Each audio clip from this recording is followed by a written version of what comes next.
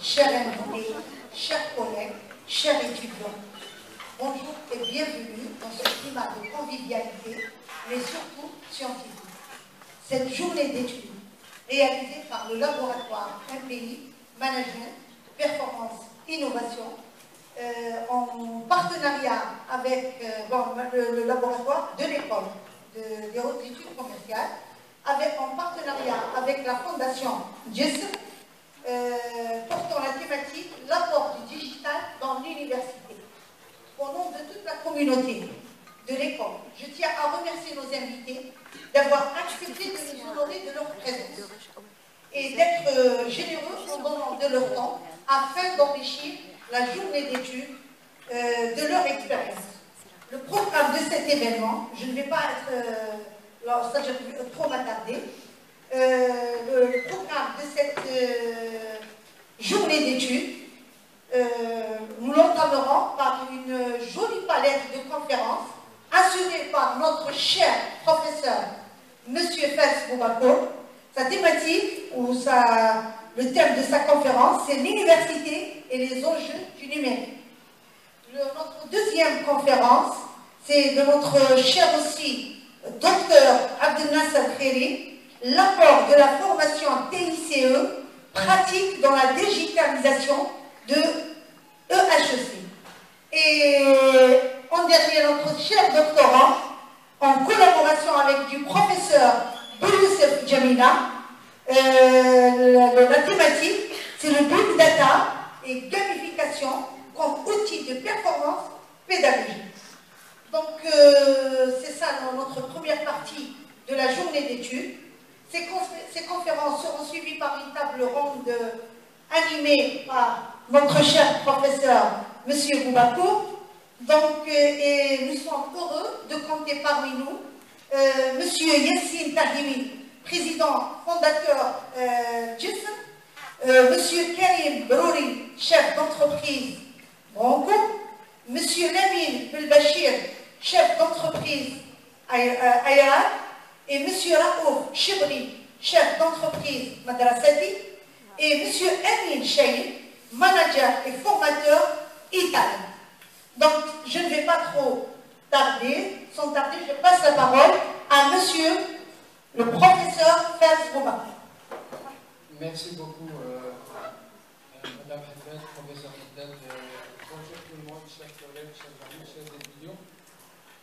Permettez-moi de présenter un peu une conférence, je dirais, de cadrage thématique qui est autour donc, de ce sujet, n'est-ce pas, important, c'est le numérique, la digitalisation, du digital. En fait, les enjeux sont nombreux, les éléments sont variés et divers. Par conséquent, je vais essayer de ramasser autant que faire se peut. Je pense qu'on a 15 minutes, sinon Madame Germara, pour la présentation. Bien. En fait, je commencerai ma présentation en contextualisant un petit peu par rapport à l'époque, par rapport à l'économie qui est actuellement l'économie qu'on vit à l'échelle mondiale, pas forcément au sein des pays émergents ou en voie de développement.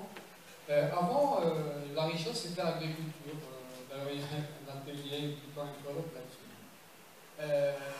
Les pays les plus riches étaient les pays qui avaient une agriculture très élevée. Et puis arrivera un moment, c'est plutôt l'industrie, à la suite de la révolution industrielle. Les pays les plus riches étaient dorénavant ou désormais les îles qui ont une machine industrielle ou une industrie florissante. Et puis, troisième période, c'était les services. Les services, la finance, tout ce qu'on peut imaginer, comme le tourisme, comme l'assurance, etc. C'était les pays les plus riches qui avaient le pourcentage le plus élevé par rapport au PIB qui est engendré par les services.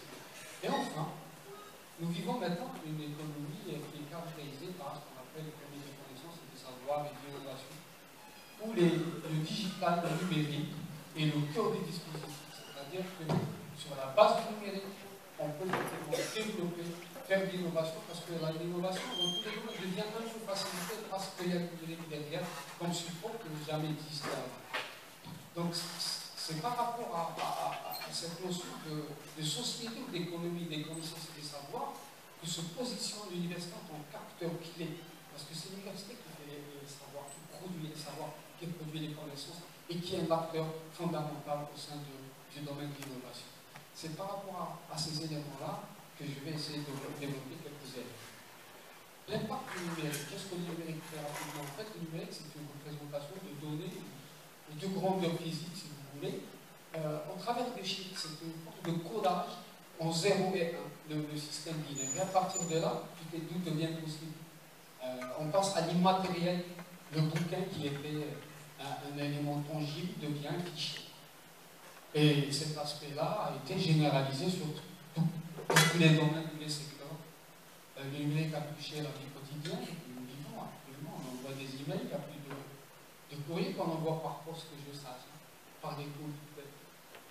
Et peut-être qu'il va y avoir l'impression 3D, plus tard, dans quelques années, on n'aura plus à recevoir de la chose, on la fabrique à la maison à travers une imprimante 3D.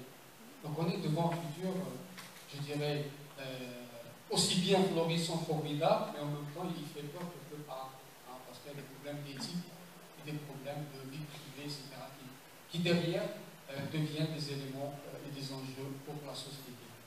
Je disais donc que les secteurs touchés sont l'industrie, sont les loisirs, hein, par exemple, à la maison, les films maintenant, on les voit plus avec des DVD ou avec des cassettes vidéo, c'était l'analogie. En ce temps-là, c'était appelé numérique.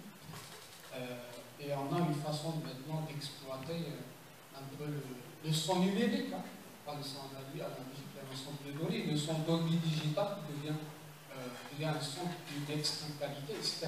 Mais on peut appliquer ça dans le domaine de la finance, les blockchains maintenant, le cryptage, la confiance numérique à travers la signature numérique, etc. Donc on est dans une phase qui est complètement en rupture avec ce qu'on faisait avant. Les domaines aussi touchés par le numérique, l'agriculture, la communication, l'information. L'information en communication, c'est des sites web, c'est des réseaux sociaux, c'est YouTube, c'est Facebook, c'est tout ça. Donc d'une autre manière fondamentalement différente par rapport à ce qui existait avant et que maintenant est devenue, je dirais, une activité tout à fait ordinaire. Ça a touché la sécurité, la sûreté publique et tout ça. L'avantage aussi, c'est quand on a la possibilité de stocker. On peut stocker une quantité énorme de données et d'éléments avec sur quelques mégas ou gigas ou terra. Les données des bibliothèques à l'échelle mondiale, on peut les mettre facilement sur une guerre d'ici jours. Avant, il fallait de l'espace pour archiver, pour conserver, etc. Chose très importante dans le numérique qui impacte justement le savoir et les connaissances à l'université, c'est que le coût marginal de la duplication est quasi nul. On peut doubler autant que l'on veut de documents pour rien du tout.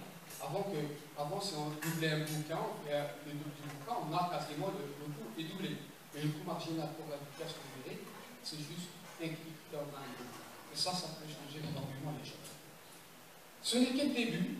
Le numérique va encore avancer. On va avoir, je pense que quelques années, à partir de 2027-2030, les choses vont encore s'accélérer de manière incroyable avec Internet of Things, ce qu'on appelle Internet des objets, avec l'intelligence artificielle qui est en train de remontrer complètement la façon de faire où la machine devient, non pas qui remplace l'homme dans certaines visions, mais aussi qui complète, qui devient, on aura deux sociétés, si vous voulez, la société des robots et la société des humains. Et la célèbre singularité sur laquelle travaillent certaines auteurs et très intéressants à ce sujet. Donc je passe très très rapidement, mais en tout cas pour résumer, on est à bord d'une quatrième révolution industrielle, disent certains visionnaires et certains futuristes. Comme je disais tout à l'heure, il y a des problèmes d'éthique, de vie privée, il y a plein de problèmes et comptes des noms. Que fait l'université? L'université a un ensemble d'activités de communication, d'information, de formation, d'enseignement, de recherche, d'innovation, toutes ces activités d'administration, de finance, puisque c'est une usine, hein, c'est une entreprise en quelque sorte. Donc toutes ces activités-là sont complètement développées, appuyées par les numériques. Et ça facilite énormément de travail en tant qu'enseignant avec un vidéoprojecteur. Déjà on peut, je dirais, présenter des cours d'une manière plus attractive, plus facile et d'une manière, je dirais, plus efficace. Ça c'est clair. Je vais peut-être insister sur deux éléments. Un petit peu la recherche et l'innovation, puis un deuxième point sur l'apprentissage et l'information, assez rapidement. Je commence par la recherche, qui va revenir à la fin, juste avec un petit slide. Dans le domaine de la recherche, le numérique a changé énormément, c'est clair. Mais essentiellement, qu'est-ce qui a changé? Il a changé cette possibilité pour les chercheurs de pouvoir partager ces résultats de recherche avec les autres d'une manière facile, instantanée, et à l'échelle globale. Il suffit de publier son article sur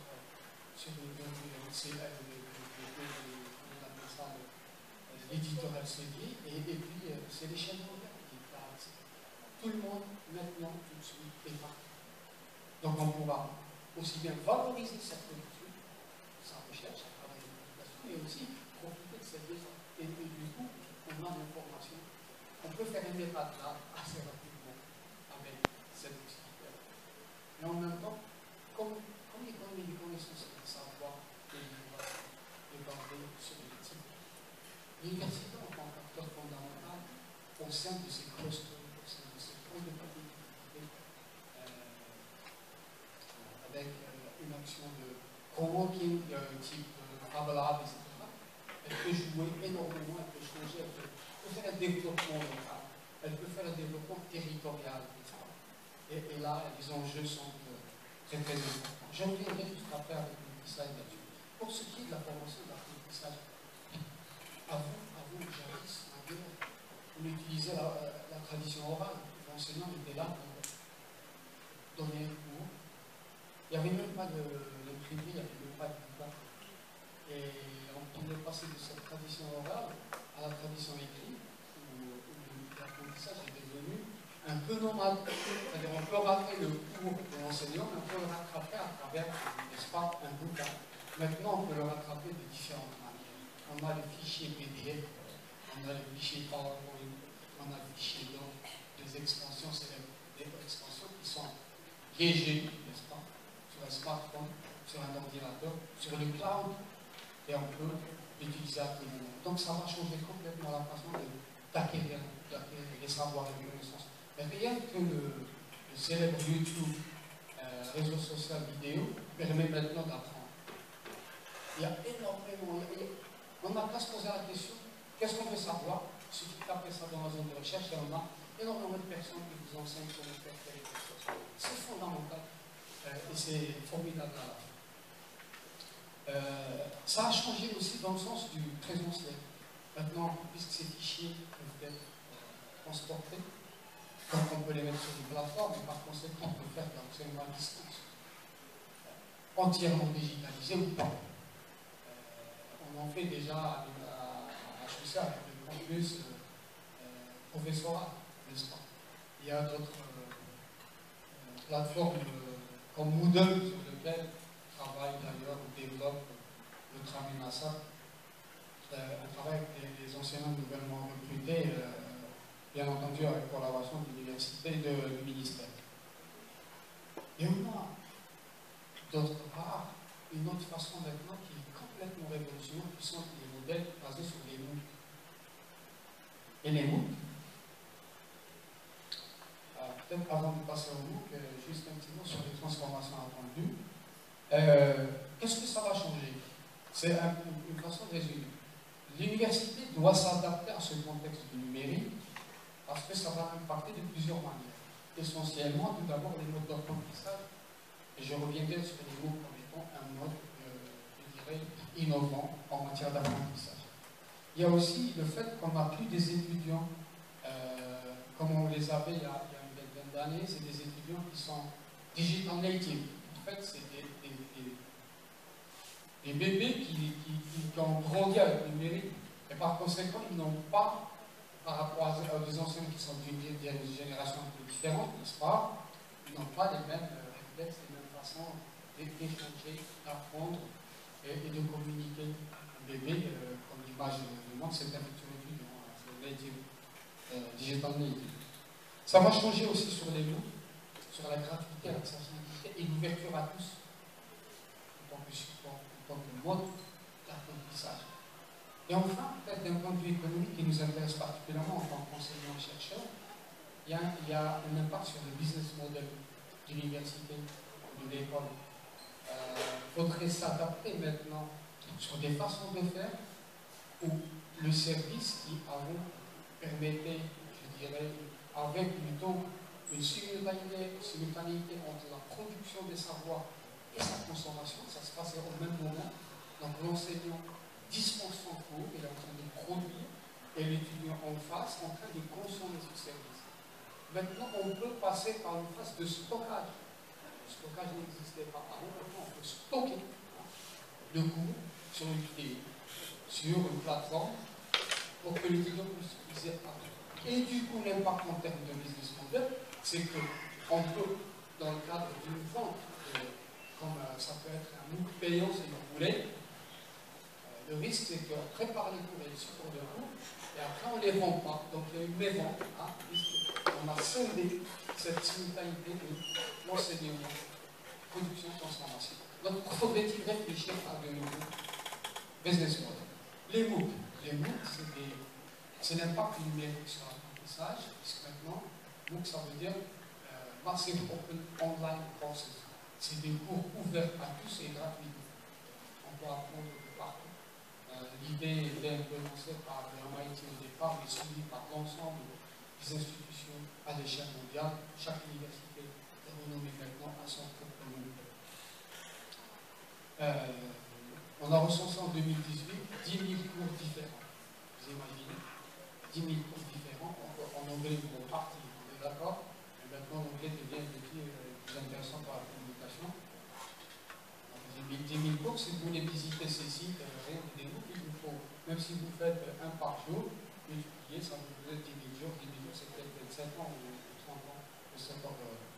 Certains groupes qui sont tellement massifs, on observe sur certains groupes, jusqu'à 100 000 personnes en un temps. Vous avez 100 000 étudiants qui se revoient pas en un temps, 100 000, c'est bien cher. Le MOOC permet essentiellement une démarche, c'est apprendre à apprendre. À travers cette façon de visiter la plateforme, de suivre les cours, de communiquer, d'échanger sur les forums, etc., il y a ce qu'on appelle les X-MOOC et les C-MOOC. C'est pas la même chose. Je vais faire une petite slide pour faire la différence très rapidement. Très rapidement. En tout cas, apprendre à apprendre, on devient acteur de cette formation. C'est un peu l'essence du LMB quelque part. Qui est maintenant appuyé par le numérique. Alors maintenant, avec un MOOC, on peut apprendre dans une université étrangère tous les modules qu'on veut, gratuitement depuis un an. C'est incroyable. Allez, je vais vous proposer le MOOC francophone qui s'appelle Fun. Juste pour avoir juste une idée comme ça, voici un MOOC. Vous avez la possibilité sur n'importe quel cours gratuitement, vous ne payez rien du tout. Vous pouvez faire ce qui nous intéresse un peu dans le domaine du management.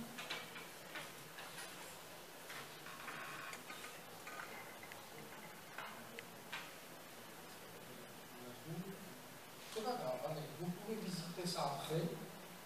C'est France Université Network, un truc comme ça. Fun, vous l'appelez Fun. J'ai vu il y a déjà sur cette plateforme-là, déjà une centaine de cours qui peuvent intéresser directement les étudiants. À la différence près, quand j'ai dit c'est gratuit, si vous voulez une attestation, là c'est payant. Vous pouvez suivre les cours pourquoi, mais à la fin, si vous n'avez pas besoin de l'attestation, vous payez rien du tout. Alors, je disais tout à l'heure une différence entre les X-MOOC et les C-MOOC. Les X-MOOC qui sont formalisés, configurés comme un enseignement classique entre enseignants étudiants avec des cours, des évaluations de contenu des connaissances, des TP, etc. Vous rendez les exercices à temps, les solutions à temps. Mais les X-MOOC, plutôt les C-MOOC, il n'y a pas d'enseignant, il n'y a pas de formalisation. C'est un ensemble de personnes travaillant un peu en collaboratif qui vont produire le savoir et le répartir. Il n'y a pas d'examen, il n'y a rien. Mais en tout cas, c'est une manière d'apprendre un peu décentralisée qui est en dehors des circuits un peu académiques, d'accord? C'est toujours un mot. Le blended learning, un petit mot là-dessus, ça fait que le MOOC, ça a des avantages, mais ça a des inconvénients. Et certains inconvénients du MOOC, c'est que, comme on est en face d'une machine, généralement, au bout de 2-3 semaines, on abandonne. Moi-même, j'ai fait l'expérience, j'ai essayé 2-3 cours, certains, je ne les ai pas terminés. Parce que ce n'est pas évident d'être en face d'une machine. Donc, les taux d'abandon sont assez élevés. Et puis, il y a des gens qui arrivent jusqu'au bout sans demander l'attestation. Pourquoi? Parce que les attestations du MOOC ne peuvent pas être valorisées dans les entreprises pour être, comment dirais-je, pour passer de chef du service à chef de département, par exemple. Donc, on n'a pas trop les attestations du MOOC. Et d'autre part, au sein des cursus universitaires, ils ne sont pas du tout reconnus. Donc, par conséquent, qu'est-ce qu'on a inventé? On a inventé le blended learning, qui est un mix entre le digital et le présentiel. Donc, vous faites vos cours en digital, préparez tout, vous arrivez au présentiel pendant 2, 3, 4 jours, vous faites un cours intensif en présentiel sur les éléments que vous avez déjà appris, vous faites l'examen, vous avez l'attestation. Et là, le MOOC est passé à ce niveau. Donc le blended learning est mieux adapté dans le contexte de la formation continue, dans le sens où c'est les entreprises qui veulent former leur personnel, les emplois. Pour le présentiel en 2-3 jours, c'est OK. Mais les envoyer pendant 15 jours, ce n'est pas possible pour l'entreprise, n'est-ce pas? Alors, maintenant, la grande nouveauté qui a dépassé les limites du MOOC, je vais terminer très rapidement, Madame la Présidente. On a dépassé quasiment les limites des MOOC, puisqu'en 2018, maintenant, il y a Open Classroom qui propose des formations gratuites avec une inscription payante. C'est comme si vous allez en France, vous allez payer les frais d'inscription, n'est-ce pas? On est d'accord. Mais en même temps, elle s'engage à trouver un emploi au bout de la formation. Ce qui est... Et elle est entièrement digitalisée. Et encore mieux, les diplômes sont reconnus par l'État. Donc vous avez là Open Classroom, qui est un groupe qui a des diplômes accrédités et qui a... Ouais, je termine rapidement. Donc là, c'est la grande nouveauté. Il faudrait que nos universités et écoles doivent suivre le mouvement. Sinon, on risque ce qu'on appelle une ubérisation. Une ubérisation, c'est quoi? C'est qu'en fait, le processus par lequel les nouveaux business models basés sur le numérique vont attaquer frontalement l'économie classique ou les modèles basés sur le classique. Et par conséquent, l'université risque d'être dépassée par les MOOC en tant que centre et point d'apprentissage. Uber, vous connaissez Uber, le problème entre les taxis et Uber. Ceci maintenant touche le logement, touche le domaine de médecine, etc. Donc, est-ce que l'université? Je ne pense pas que ça touche l'université, dans le sens où l'université a une taille assez importante, assez critique, qui s'intéresse non seulement à l'apprentissage et à l'enseignement, mais également à la recherche et l'innovation. Il y en a un rôle à jouer. Et derrière, il y a toujours l'État avec des financements, etc. Je pense que ceci ne risque pas. En tout cas, le numérique ne va pas détruire l'université. D'ailleurs, le bouquin, quand il est arrivé, n'a pas détruit l'université, il l'a encore renforcé. Les piliers de l'économie de la connaissance sont prévus: éducation, formation sur l'université, technologie et plus de recherche, développement, innovation sur l'université, et technologie d'information et de communication, c'est l'affaire de tous, mais y compris l'université qui prépare. Alors, nous avons des clusters aussi célèbres que Silicon Valley. La France a 71 pôles de compétitivité dans lesquels les universitaires sont le moteur de l'innovation. L'université doit jouer à travers le numérique de l'innovation. On a à Sidi Abdallah d'ailleurs un cluster dans le domaine éthique qui, lui, va pouvoir développer davantage. Un dernier slide sur un cluster Salesforce au Canada. Vous avez, je termine, allez, je termine sur ce mot. Dis-moi,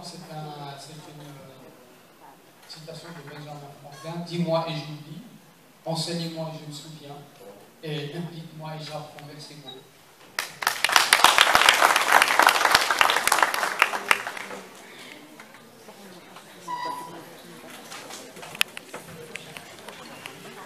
Merci M. Koumbapo pour l'excellence de votre intervention. Et maintenant, nous passons à présent la parole à notre cher professeur Dr Kheri. Le titre de sa conférence, sa thématique, c'est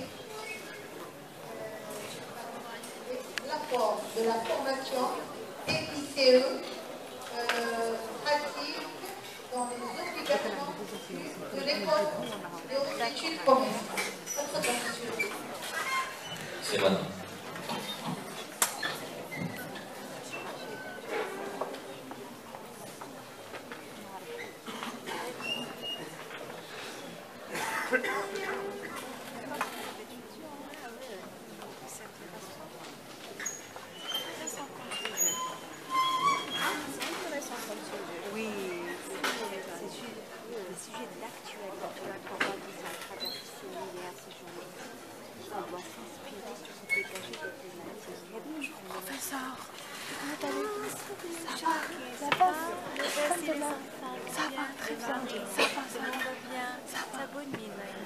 Je commence à m'écrire. Voilà. Merci. Inch'Allah, je suis en finalisation. Même l'article, ça va se faire c'est bon. Bien. Ouais. Je suis partie voir le recteur sur la banque à l'assurance. C'est la vente de l'assurance dans une banque. Voilà, c'est un jargon. C'est numérique. Il est bien. Bien sûr. Il est super. Comme toi. Ah, merci Hervé.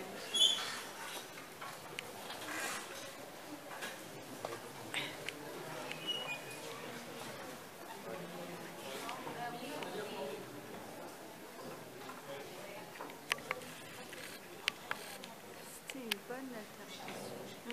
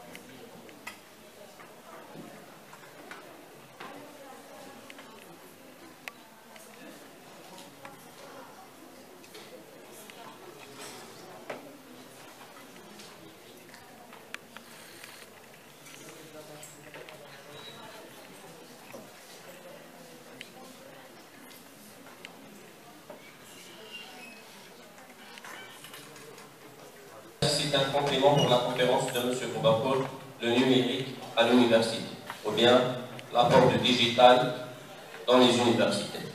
La formation TICE, bon, je vais commencer par une petite introduction. Après la première problématique, je vais vous parler de la digitalisation des universités d'une manière générale. Après la digitalisation des enseignements, la formation TICE et pratique pédagogique, la plateforme Moodle, la formation à l'EHEC et l'apport de cette formation à la digitalisation de l'EHEC, des enseignements exactement de l'EHEC. Quelques recommandations à la fin et une conclusion. Une introduction, vous savez, tout le monde parle de la digitalisation actuellement, de l'ère du numérique. On parle beaucoup sur la digitalisation des entreprises, mais rarement la digitalisation des universités. Les universités ou les écoles, ils ne sont pas à l'abri. Et ils doivent suivre cette transformation digitale. Le ministère de l'Enseignement supérieur et de la recherche scientifique, on a géré, ils sont au courant de cette transformation digitale et ils ont organisé une formation pour les enseignants nouvellement recrutés, pour les former, pour utiliser les outils numériques dans leur enseignement. Et cela pour faire face à cette évolution et pour suivre aussi les évolutions numériques. La problématique de mon intervention, comment la formation TICE et pratique pédagogique peut-elle participer à la digitalisation des enseignements au sein de l'EHEC.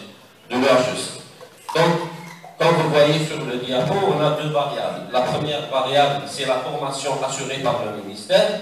La deuxième variable, c'est la digitalisation des enseignements de manière générale dans les universités et spécialement dans notre école.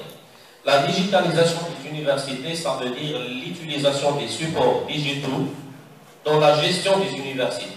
La gestion de manière générale, ça veut dire dans l'administration des universités et aussi dans les enseignements. Ce qui nous intéresse le plus dans notre communication, c'est les enseignements. Une partie de la digitalisation des universités. Comme vous savez, à l'université, il y a trois parties prenantes. Trois types de relations. Il y a l'administration, les étudiants et les enseignants. Il y a des relations entre l'administration et les étudiants concernant les inscriptions, les diplômes, etc. Des relations entre l'administration et les enseignants, le recrutement, la formation, la gestion de carrière. Il y a aussi une relation entre les enseignants et les étudiants, c'est les enseignants. Dispenser des cours. Et ça, c'est la partie qui nous intéresse aujourd'hui. Je vais vous montrer comment la formation assurée par le ministère, comment elle participe à la digitalisation des établissements MESRS.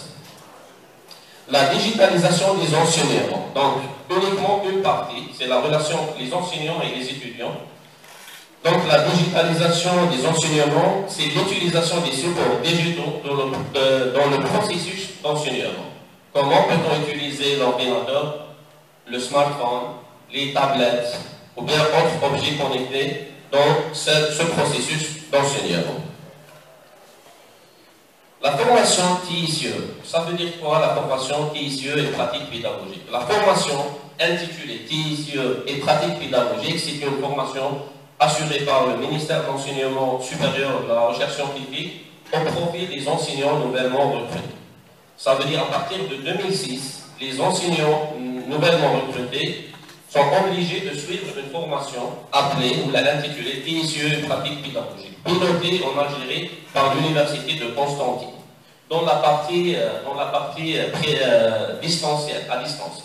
Car cette formation TICE pratique pédagogique, c'est une formation hybride. Hybride, c'est-à-dire elle a deux parties. Une partie présentielle, où les enseignants suivent une formation en présentiel à leur établissement, une formation distancielle à distance sur une plateforme e-learning.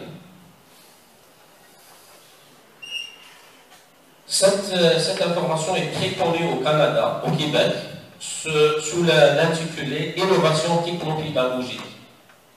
Techno, c'est l'utilisation de la nouvelle technologie de l'information et de la communication dans l'enseignement. Pédagogique, c'est le développement des techniques pédagogiques dans l'enseignement. Sur le territoire national, cette formation est chapeautée par M.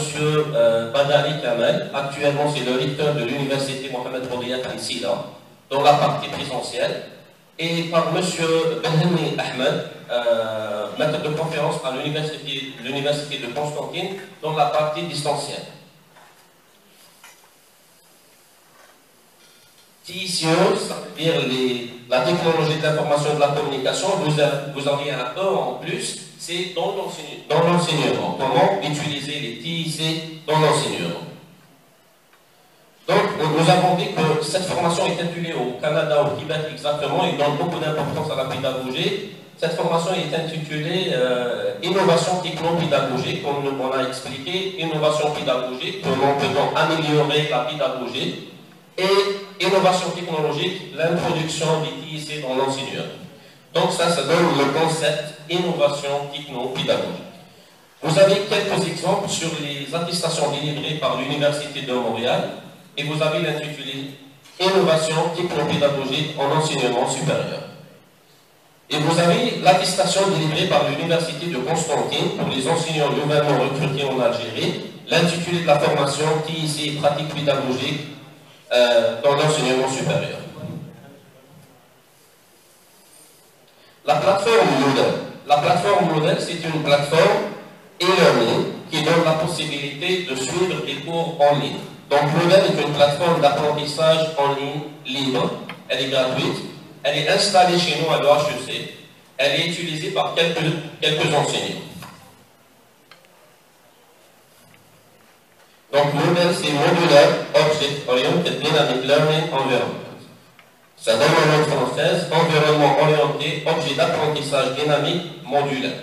Donc c'est une plateforme e-learning qui donne la possibilité aux étudiants de suivre un cours en ligne. Ça c'est un exemple pour l'interface de Moodle à l'EHEC. Vous avez le lien www.hec.bz/Moodle et vous allez trouver la plateforme Moodle HEC. Moodle en chiffres à l'EHEC, elle est administrée et gérée par trois administrateurs, ce sont des informaticiens au sein de l'école, 10 enseignants donnent des cours sur la plateforme, 30 étudiants sont inscrits actuellement sur la plateforme. Le HEC a donné une grande importance à cette formation. Les enseignants nouvellement recrutés ont suivi cette formation sous l'encadrement de la cellule d'accompagnement pédagogique. À l'EHEC, cette formation est chapeautée par moi-même pour la 3e année consécutive. On a commencé en 2016, on a formé 7 enseignants. En 2017, on a formé 7 enseignants. Et cette année, 10 enseignants sont en cours de formation. 8 enseignants nouvellement recrutés et 2 enseignants, pour des différentes raisons, n'ont pas réussi la formation l'année passée. Donc les enseignants formés pour l'année 2016, c'est M. Abada, M. Asri, M. Bouri, Mme Chater, Mokarani, Sifet et Zekari. Les enseignants formés en 2017, M. Agoun, Mme Aïchawi, M. Bishoua, M. Benhenna, Mme Pouissi, Mme Nukri et Mme Yahyaoui. Cette année, 10 enseignants sont en cours de formation. Mme Akroun, M. Boulakhtar, Mme Benounes, Mme Biri, Mme Brahiti, Mme Al-Andalousi, Mashtour, Mirali, Benhenna et Yahya. Ces enseignants sont en cours de formation à la plateforme de Constantine. Actuellement, à l'EHEC, on a 12 enseignants formés officiellement en e-learning. Officiellement, c'est-à-dire ils ont des attestations délivrées par l'Université de Constantine. Actuellement, des enseignants sont en cours de formation. Cette formation joue un rôle très important dans la digitalisation de notre école car elle donne aux enseignants les compétences nécessaires pour suivre l'évolution des méthodes d'enseignement. Les étudiants peuvent utiliser le site web officiel de l'école pour suivre leurs cours, par exemple, pour passer des tests et des examens. Quelques recommandations. Encourager les enseignants à utiliser la plateforme Moodle EHEC. Prendre en considération l'attestation de la formation TIC pratique pédagogique dans l'évaluation des enseignants, confirmation, le passage de grade, les échelons, la bourse à courte durée, pour les encourager à mettre des cours en ligne. Création d'une unité télé-enseignement à l'EHEC, par exemple pour assurer des visioconférences. Assurer une veille stratégique pour assister cette transformation digitale.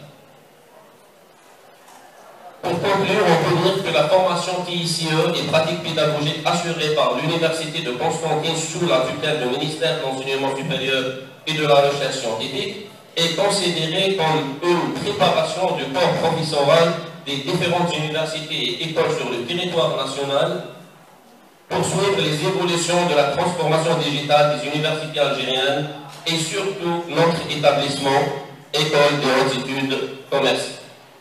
Je vous remercie pour votre attention.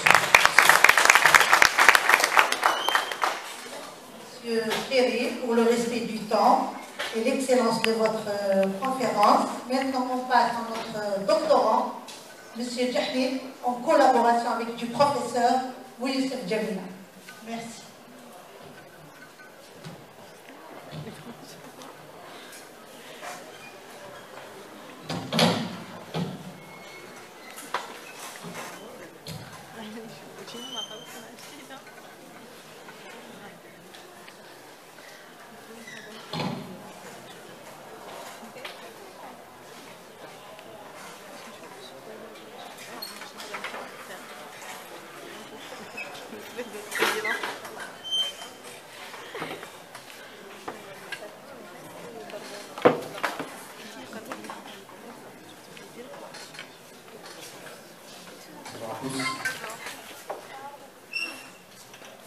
Je tiens à remercier en premier lieu notre chère présidente, honorable assistance, chers professeurs.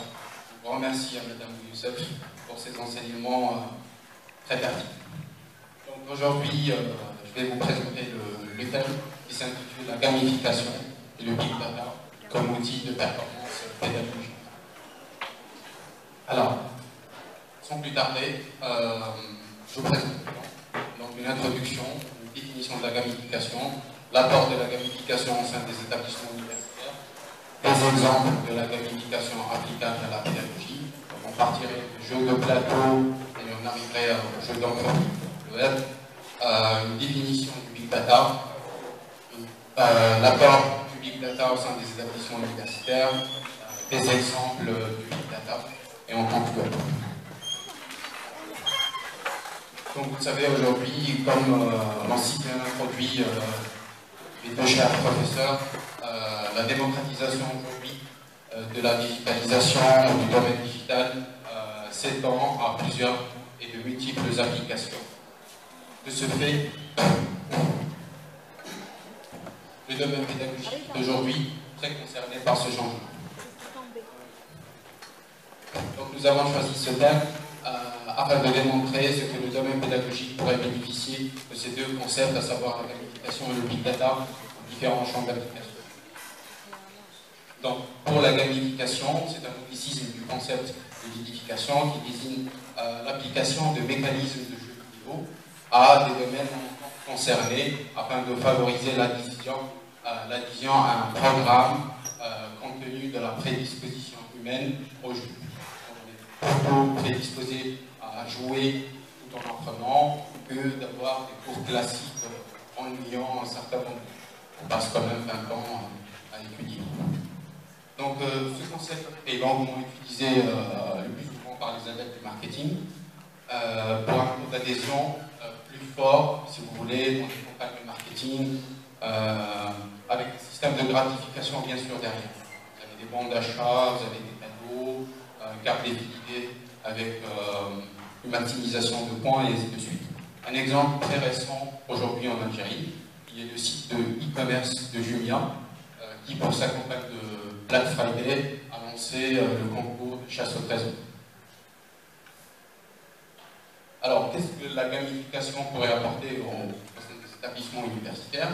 Donc c'est l'attractivité des étudiants pour un apprentissage par le jeu, pourrait sortir des méthodologies classiques d'enseignement, pourrait privilégier aussi l'interaction et la fluidité par rapport à la communication entre groupes. J'insiste sur la fonction de groupe parce qu'aujourd'hui on peut calibrer un QI de groupe. Très très intéressant comme approche, car il ne s'agit pas qu'on ait des étudiants qui ont un QI très élevé que le groupe va avoir un QI très élevé. L'idée est de fluidifier l'interaction, la communication, et comme aujourd'hui on prépare des étudiants et des futurs managers, des futurs employés au sein de l'entreprise, il faut former des groupes. Alors, bien sûr, avec un système de gratification lors de chaque compétition, attribution. Donc attribution peut-être de points, séjour linguistique offert, plein de formations à l'étranger, ainsi de suite. Ce qui pourrait inciter les étudiants à adhérer dans ce programme. Alors, effectivement, le terrain est déjà fertile. On a des jeux de plateau qui aujourd'hui, ça s'appelle des serious games. Donc vous avez des beer games en supply chain management, market share marketing, no opportunity pour la création de start-up, on a cash flow pour les finances, j'ai mis ici gestionnaire pour les mécanismes comptables et financiers, dont j'ai eu l'occasion de faire la formation ici en Algérie. Alors, quels sont les avantages de ces jeux de plateau? Donc, ils favorisent la cohésion et l'intégration du groupe, ils accueillent comme déclencheur d'idées, c'est une base de réflexion collective, qui stimule la communication et suscite certaines réactions, ils créent de la concurrence dans un environnement vertueux, très important. Alors, je vais vous présenter deux exemples. Vous avez Serious Game sur le web qui s'appelle Money City. Vous pouvez créer votre profil, on peut y jouer gratuitement. Donc, vous avez votre profil, vous choisissez votre secteur d'activité, vous avez votre valeur de l'entreprise, quelle part de marché, quel est votre rating par rapport aux différents concurrents. Vous avez aussi une représentation graphique de l'évolution de votre activité. La chose la plus intéressante dans ce jeu est effectivement de combiner le monde réel des entreprises. Donc on va voir comment utiliser du lobbying, de la politique, des études de marché, une législation et un peu d'investissement.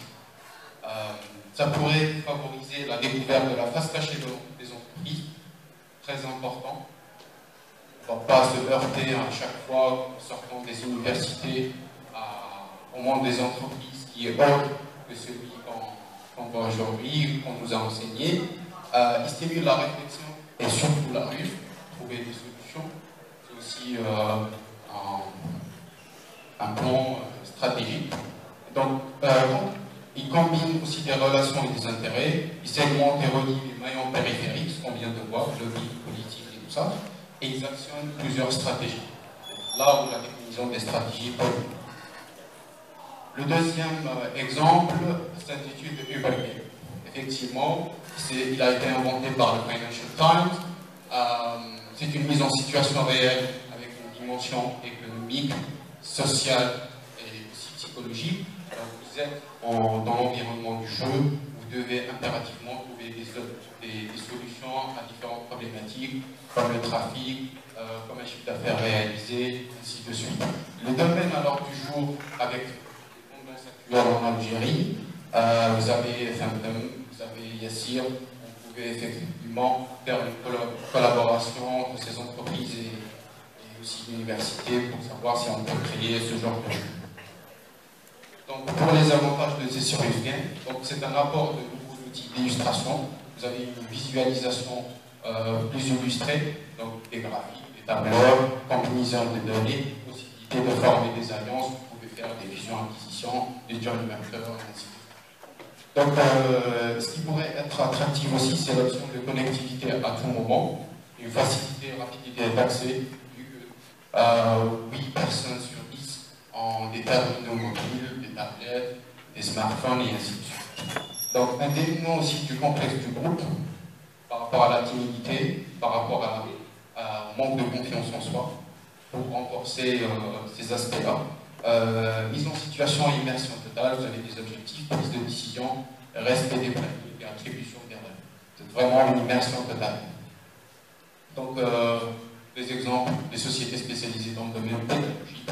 Vous avez Arte System qui propose des jeux de simulation de gestion d'entreprise à travers 3 concepts, donc Arc-en-Ciel, vous pouvez les visiter. Effectivement, c'est des logiciels qui sont payants. Arc-en-Ciel dédié à la gestion d'entreprise, Startup dédié à la création de nouveaux produits, et Calypso pour la production et distribution. Passons au deuxième axe, qui est la définition il s'agit avant tout d'une combinaison de solutions informatiques pouvant à la fois rassembler et stocker d'interminables bases de données avec une capacité analytique en temps réel. c'est une evolutive data en temps réel. Donc ça peut se segmenter par date, tout ça, on le verra par la suite. Donc 3 construits du Big Data qui sont connus sous le nom du 3V ou 5V si on rajoute velocity et valeur. Donc le volume, masse de données à traiter en constante d'évolution, la vitesse c'est le temps de traitement de ces données, et variété, donc la typologie et la non-structuration de ces données. Alors le Big Data, comment ça marche? Vous avez avant des sources de données qui sont relationnelles et d'autres qui ne sont pas relationnelles. Relationnelles comme par exemple les ERP ou les CRM, donc depuis les entreprises SAP, SAID, vous avez Oracle, Sage CRM, et vous avez aussi les open source, comme Internet, donc Twitter, Facebook, les commentaires, les likes, Snapchat, les moteurs de recherche Google et ces open source sont directement hébergés dans un serveur SQL ou Parallel Data Warehouse. Ils peuvent faire la combinaison avec HD Insight, qui est une programmation de Microsoft, d'accord, à travers des connecteurs pour des polybases, d'accord. Et Adobe permet effectivement, framework open source, qui permet de transcrire toutes ces données et de créer des cubes tabulaires plutôt pour une visualisation plus optimisée. Vous voyez ici, outils d'utilisation finale, Power View, Excel, Power View, Pivot plutôt, et l'analyse prédictive. On peut aussi effectivement avoir Q&A Microsoft 365, très important parce que ça permet d'intégrer une dimension de sentiment. C'est une recherche en temps réel donnée sur un axe précis, sur une communauté précise. Ça, c'est à travers le monde. Donc vraiment, rester connecté.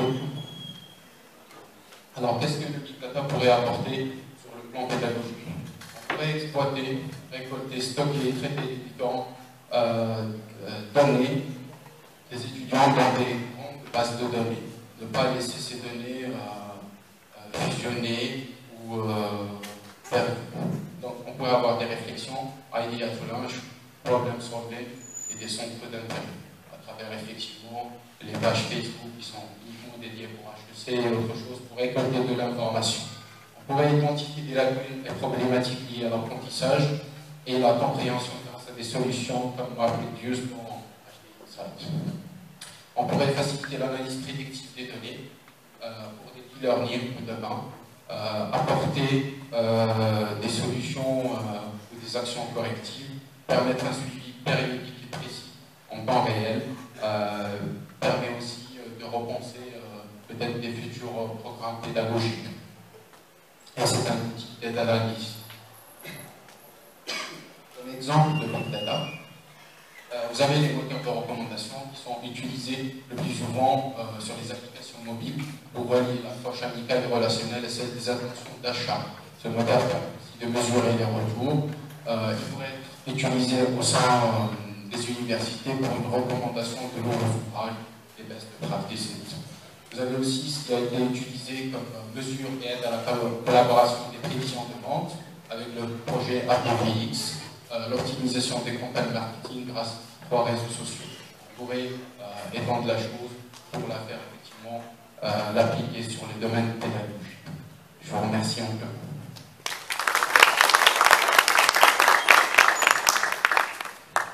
Je remercie notre cher doctorant, M. Boudjaknir, professeur Bouyoussef, pour ces informations, cette panoplie d'informations motivantes qui motivent les étudiants et les enseignants en parallèle. Donc, sans m'attarder, je fais appel à M. Faudélé. Monsieur Faudélé. Oui. C'est la dernière conférence avant la table ronde. Sa thématique, c'est l'éthique dans l'enseignement supérieur.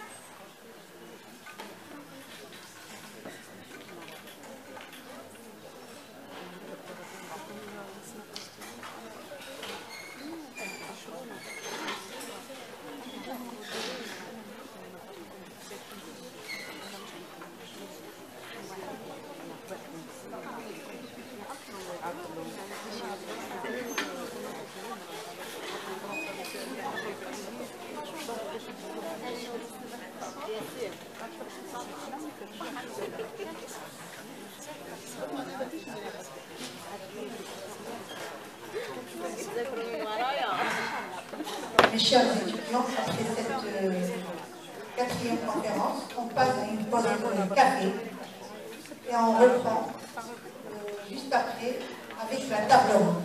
Et ça se termine avec... Continue. Modifie le programme. Ah, d'abord, le débat, ensuite la pause café, après on reprend avec la table ronde. Et on termine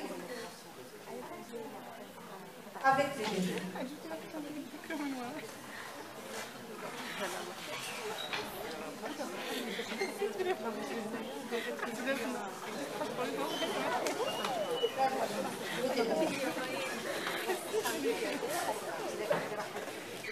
La conférence, c'est le débat, ensuite à une pause café. Ok. Donc, elle n'a pas été retirée la pause café. Merci.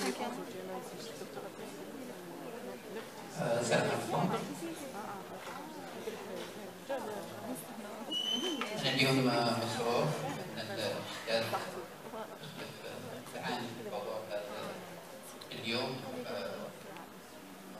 استعمالات تكنولوجيات إعلام الاتصال في مجال التعليم العالي، وطلب مني أنني أقدم مداخلة وأعطاني كل الوقت الكافي لأحضر هذا الملف. هذه اللغة الدبلوماسية، لغة غير دبلوماسية، أنه أعطاني أمر تقديم مداخلة حول هذا الموضوع وأعطاني أقل من 10 ساعات، لذلك أجتهد أقدم عمل حول استعمالات تكنولوجيا الإعلام والاتصال في تعليم الأدب، ولكن ليس من خلال مقاربة نظرية، بل من خلال تجربة كاملة في ميدان التعليم والتعليم عن بعد واستعمالات تكنولوجيا الإعلام والاتصال في مجال التعليم. أنا كان عندي الحظ أنني شاركت في المشروع الأول اللي كانت تشرف عليه اليونسكو، بروجي غاليسان أو التعليم عن بعد في حوض البحر الأبيض المتوسط في سنة 2000. ثم كان عندي أيضا الحظ أنني كنت الدفعة الأولى من المكونين أو المكونين في التعليم عن بعد ماستر في سيتيزاسيون تكنولوجي لانفورماسيون اي لا كوميونيكاسيون في جامعة ستراسبورغ. وأيضا عندي خبرة في التدريس كأستاذ، لذلك أنا أقرأ في استعمال تكنولوجيا الإعلام والاتصال من خلال كوني أستاذ وليس من خلال كوني أستاذ الإعلام الآلي، لأنني أقرب إلى القالب، أقرب إلى الإدارة، وأقرب إلى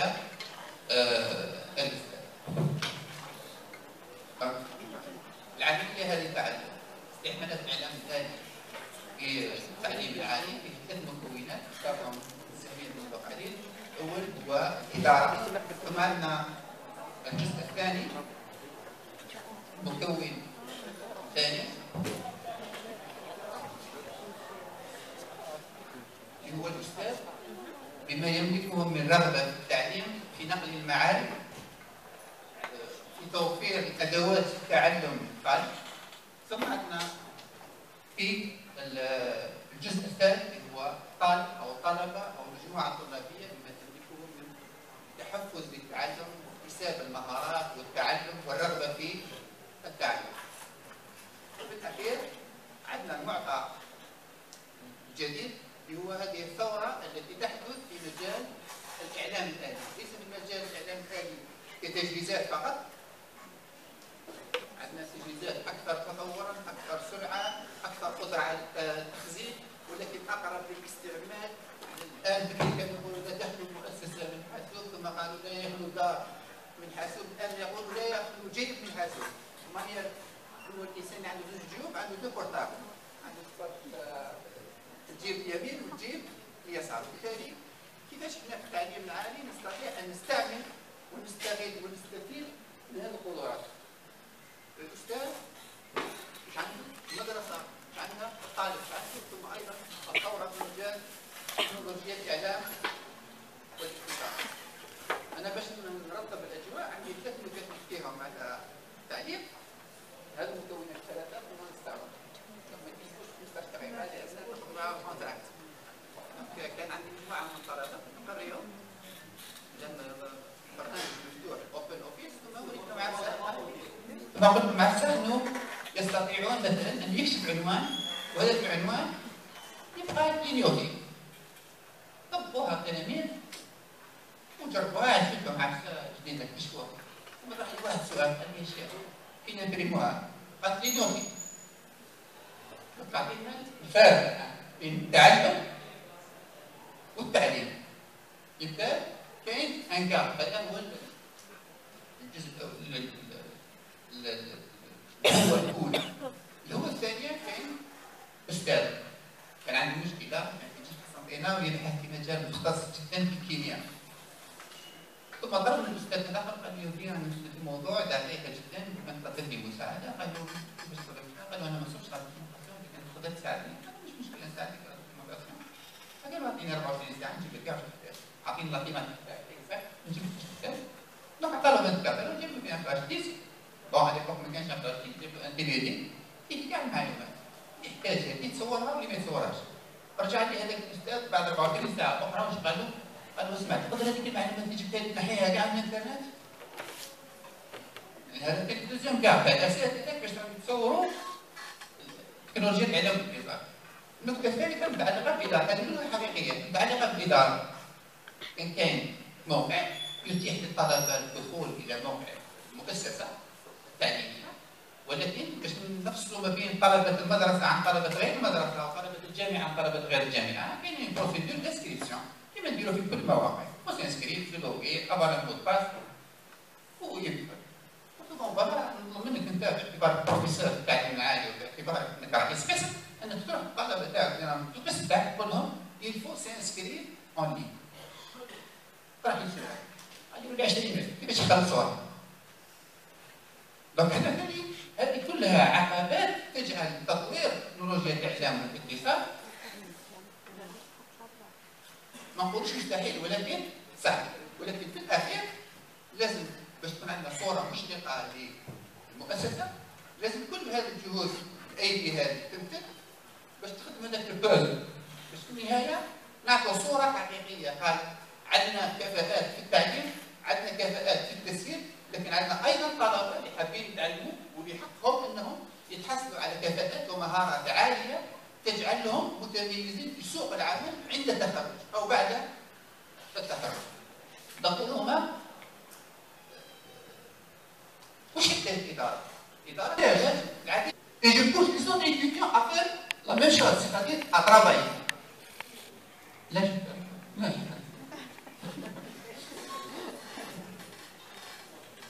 هذا لا جوستمون بروباجير. اخيرا لا رentabilisation des infrastructures. الزميل تكلم منذ قليل الانسينيمون اون لين والانسينيمون ا ديستانس ولا الانسينيمون افريقي. ثاني نخفف الضغط في الجامعه ونستغلوا التجهيزات تاعنا. الان اختصر ايضا بالنسبه للطلبه ماذا يريد الطالب؟ يريد مجموعه من الامور اللي انا مذكوره هنا. يحب البروغرام تاعي يعرف المستقبل واش لازم يقراه. يحب يطلع على السيبور دو كور. يحب يشوف لي ريزولتا دي زيكزامان. يقدر يشوف لي ميموار تاع الزملاء تاعو. انا عندي التجربه تاعي الشخصيه انه في المكتبه لما نروح نطرح السؤال لمسؤوله المكتبه او لمسؤول المكتبه نقول له واش يطلبوا الطلبه اون بريوريتي؟ يقول لك لي ميموار. باسكو المرحله الاولى اللي وين الطالب يكون كونفرونتي على ريشيرش سي لا باز دو رياليزاسيون دو ترافاي دو فان دو سيكل. دونك يروح يشوف صحابه واش داروا كيفاش داروا شكون ينقادري شكون يخدم الى ذلك. اول حاجه تنسبها ممنوعه في المكتبه كلها انه يقول لك ما يخرجش ميموار. دونك لازمنا باستعمال تكنولوجيا الاعمال هذه الاشياء اللي تجاوزها لان هذه هي ثيرابيا واش يحتاج طالب. الشيء الاخير الاستاذ عندنا مجموعه من ايضا ميزات اللي تحتاج ماذا؟ تحتاج ناس تعرف عليه اللي سون بروبيل بماذا يهتم في اي مجال يبحث باش انا يكون نبحث بحاجه على قال الكريدي بانكير، قال شكون اللي يخدم على الكريدي بانكير؟ لكن لما نحب حاجه الماركتينغ، لما نشوف على الماركتينغ يتيسي قال فلان يخدم عليه، ما نبداش تروح كل استاذ طبطب عليه قال استاذ يهمك هذا الموضوع، ما يهمكش هذا الموضوع، هذا الموضوع ما تهمش هذا الموضوع. لي بيبليكاسيون على ريشيرش دي زونسينيون ايضا مشكله، ما نعرفوش واش راهم ينتجوا الاساتذه نتاعنا، ما له من قيمه وحنا ما نطلعوش عليه وما نقيموش وما يطلعوش عليه الجامعات الاجنبيه. لي سيبور دو كور إليسيت، ماذا بيه الاستاذ يسيب ان دوكيمون يقدموا للطلبه تاعو، لونكادرمون استيلونكادر، لي كونسيين دو كور حاب يعطيهم تعليمات باش الطلبه يواكبوه في العمل التربوي والتعليمي، ثم انشطه اللي راه يديرها الاستاذ، انشطه اللي تقدر تكون غير تعليميه ولكن يحب ان يشرك الطلبه معه في هذا المجال. انا نعرف تجربه مانيش مقدم في ظروف لا ديموكراتيزاسيون دي سي لا فيرتياليزاسيون دو لونسينمون لا نيميريزاسيون هذو انا شخصيا ما نقدرش كمؤسسه ولا انا عييت منها. لماذا؟ لان هذه الهضره كلها جامي سمعنا امامها كلمه واحده اسمها لا كونكريتيزاسيون، تجسيد. لو كان الشيء اللي رانا نقولوه في هذا المجال ونسمعوا في هذا المجال بدينا نطبقوا فيه سنه بسنه، ماناش في المرحله هذه اللي رانا فيها. مؤسسه عندها مؤسسه تعليميه، انا كنت في مؤسسه مش مؤسسه تعليميه حاليا، جانا ان بيجي دو 2 مليار. واش نديروا فيه؟ قال شنو ايكيبمون انفورماتيك، 2 سيرفور، 60 ميكرو اورديناتور، ان سكانر فيبروبي اكسيتيرا. قال في النهايه المدير تاع المدرسه قال بون فوالا لازم نسيت، قال لي شحال يسقى السيت؟ قلت له بون فوالا تو ديبون شنو راح نديروا فيه، يسقى من 10 حتى 30 مليون. قال لي غالي بزاف. دونك ما هي فائده 70 اورديناتور اذا كان نو سون با مي اون ريزو، اذا كان ما كانش الانترنت، اذا ما كان غير في الانترنت، اذا ما كانش فيه ان كونتوني. روح المؤسسه فيها 200 اورديناتور، قال شاك اورديناتور فيه اون موين 500 جيجا، on a combien de terres? On a combien de terres? 100 تيرا. اذا كان عندنا 100 تيرا نطرحوا سؤال، كاين لا برودكسيون، كاين لابور دو ليكول في هذه ال 100 تيرا. لازم نحسبوا هذه الاشياء. وبالتالي انا عمل نعرف لكم التجربه نتاعي في الثلاث لي ميموار، لي زونسينيون اي لي زونسينيون. مختصر الوقت ما نديروش في الوقت. pour les mémoires, donc là, عندنا une présentation de mémoire. المفروض انه الطالب يجي يديبوز son mémoire en ligne. Une fois déposé en ligne يخرج في قائمه كما هذه. غير يخرج في قائمه كما هذه، المفروض الطالب يدير ريشيرش، يروح مثلا الحرف الاو ولا ا ولا زد او زد او عنده ريشيرش بارتان يروح ليها. دونك اون فوا يروح ليها، المفروض ماذا؟ انه j'ai accès à la mémoire. في الدار sur mon smartphone. سيدة برا روح شوف الميموار هذا، شوف. كاين ناس يقول لك نخاف يسرقوا لي، نديروا فيرسيون كيما هذه، اني با تيليشارجابل. Je ne peux ni copier ni télécharger. Je ne peux que visualiser le travail. نشوف الترافاي تاعي واش راني نشوف، تعجبني فيها حاجة نعاود. ولكن اختصرت. التجربة الثانية هي اللي برنامج سبور دو كور. انا اساتذه عندي مقياس، انا مسؤول، انا رئيس قسم عندي مقياس، قال مقياس فلاني. هذا المقياس الفلاني الطالب لازم يعرف كيف سون لي زوبجيكتيف، كيف لي سيبور، كيف سون لي سيدي، واش يقدم هذا النموذج. هذا النموذج فقط باش نقدروا وما يحتاجش تكنولوجيا متطوره، ما يحتاجش علم كبير، ما يحتاجش من الاستاذ انه يتعلم الانفورماتيك. نقدر ندير une pause avec tous les respects que je dois aux informaticiens. يعني مرات نفضل نظن بان القبضه نتاع عزرائيل اخف وارحب من القبضه نتاع ليزانفورماتيسيان. لما يكون قابضين عليه ليزانفورماتيسيان يقولوا المعلومه ما يقولولوش، يصعبوها له اكسيتيرا. هذه هذا الراي اون فيزواليز ماتنون يتخدم كيما دول ماشي هكا.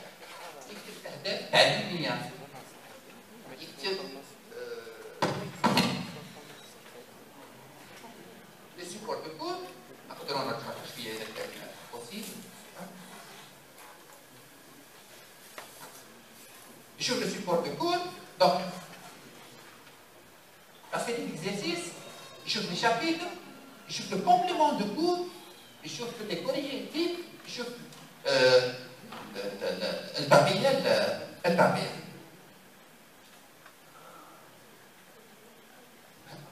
non هذا هي نظرة الطلبة لأنني أنا أستاذ. أنا في التعليم العالي منذ 1986 نعرف ايش يحبوا الطلبة، نعرف ايش يحتاجوا الطلبة. ليزانفورماتيسيان عمرهم ما يقدروا يعرفوا واش يحتاج الطالب تاعي. أنا الأستاذ فقط اللي نعرف الطالب واش يحب. دونك لا أنا ان سبور دو كور انتهى الوقت. دونك جو باس ديريكتومون للحاجة اللي نحبوها. دونك rapidement ندوز لو سبور دو كور. On a les chapitres. Ça peut prendre un peu de temps. Donc, on a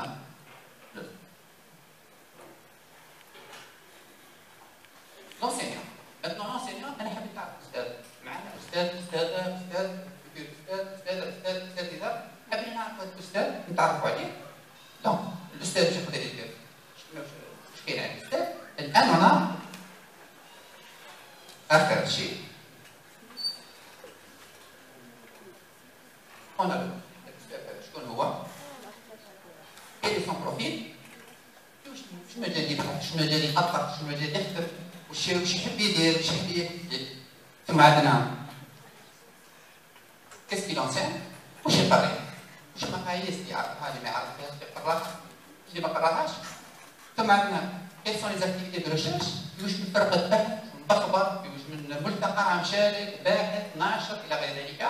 ما هي المنشورات بتاعه في هذه الملتقيات المحليه الوطنيه الدوليه الطلابيه غير ذلك. ثم كيسيون كادر يجريك زاد.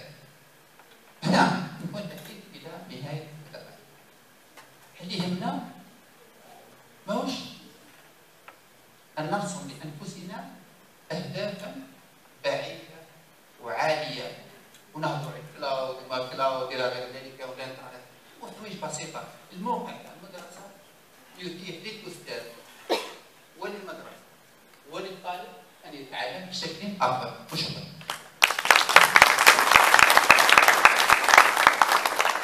شكرا أستاذ فضيلي. أستاذ أي جامعة أستاذ؟ الجامعة الجزائرية 3 على هذه المحاضرة القيمة وتدخل في اهتمام طالب على مستوى المدرسة، لأن أنت تلقي في المحاضرة وأنا نشوف في وجوه الطلبة. Hein? Moula, les sacs de n'est-ce pas? Hein? Donc, on passe au débat. Donc, on prend chacun d'entre nous.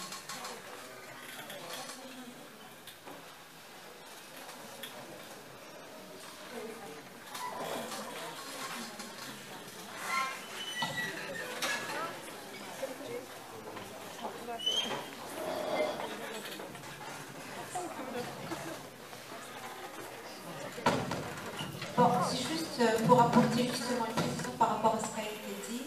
D'abord, je remercie l'ensemble des intervenants ici présents pour leur communication fort intéressante.